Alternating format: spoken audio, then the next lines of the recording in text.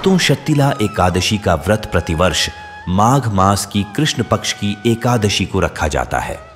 अपने नाम के अनुरूप यह व्रत तिलों से जुड़ा हुआ है।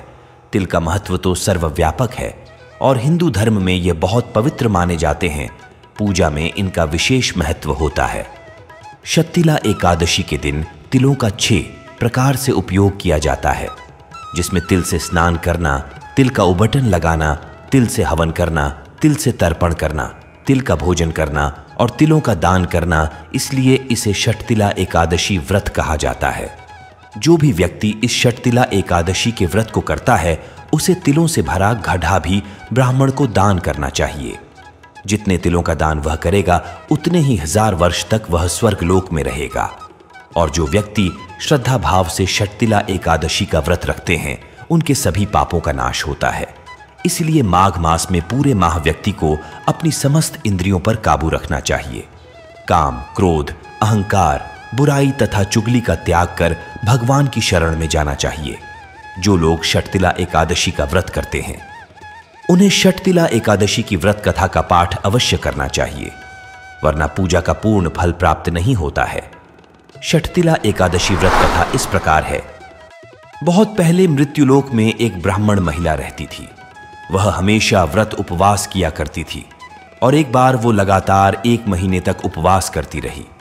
इससे वो शारीरिक रूप से काफी कमजोर हो गई।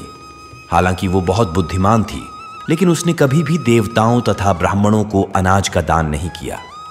भगवान विष्णु ने सोचा कि इस ब्राह्मणी ने व्रत व पूजा से अपना शरीर तो पवित्र कर लिया है, इसको स्वर्ग लोक में स्थान भी मिल जाएगा, लेकिन इसने कभी अन्नदान नहीं किया है, जिससे इसे स्वर्ग में अन्न व धन आदि नहीं मिलेगा।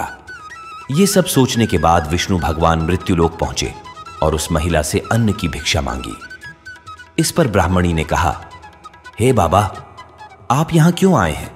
विष्णु जी ने कहा, मुझे भिक्षा चाहिए। यह सुनकर महिला ने भगवान को एक मिट्टी का टुकड़ा दान में दे दिया। वो उस ढेले को लेकर वापस स्वर्ग लौट आए। कुछ समय बीता और वो ब्राह्मणी अपना शरीर छोड़ स्वर्ग आ गई। मिट्टी के ढेले के दान के कारण उसे उस जगह एक आम के पेड़ सहित घर मिला, लेकिन उस घर में और कोई भी वस्तु नहीं थी। वह घबराई हुई विष्णु भगवान के पास आई और बोली, हे प्रभु, मैंने अनेक उपवास किए हैं, आपकी पूजा अर्चना की है, लेकिन फिर भी मेरे घर में कुछ नहीं है। इसका क्या कारण है? विष्णु जी ने कहा, ब्रह्माणी, तुम अपने घर जाओ और जब देव स्त्रियां तुमसे मिलने आए, तब तुम उनसे शक्तिला एकादशी व्रत का महत्व और उसका विधान पूछना, और जब तक वो न बताएं, तब तक द्वार नहीं खोलना। यह सुनकर महिला अपने घर गई और जब देव स्त्रियां आईं और द्वार खोलने के लिए कहने लगीं, तब उसने कहा, अगर आप मुझे देखने आई हैं, तो पहले मुझे शक्तिला एकादशी व्रत की विधि व महत्व बताएं। तब उनमें से एक देव स्त्री ने कहा, ठीक है, मैं तुम्हें इस उपवास के बारे में सब कुछ बताती हूं, तुम बस ध्यान से सुनो। जब उस देव स्त्री ने शक्तिला एकादशी के बारे में बता दिया, तब उस ब्राह्मणी ने द्वार खोल दिया।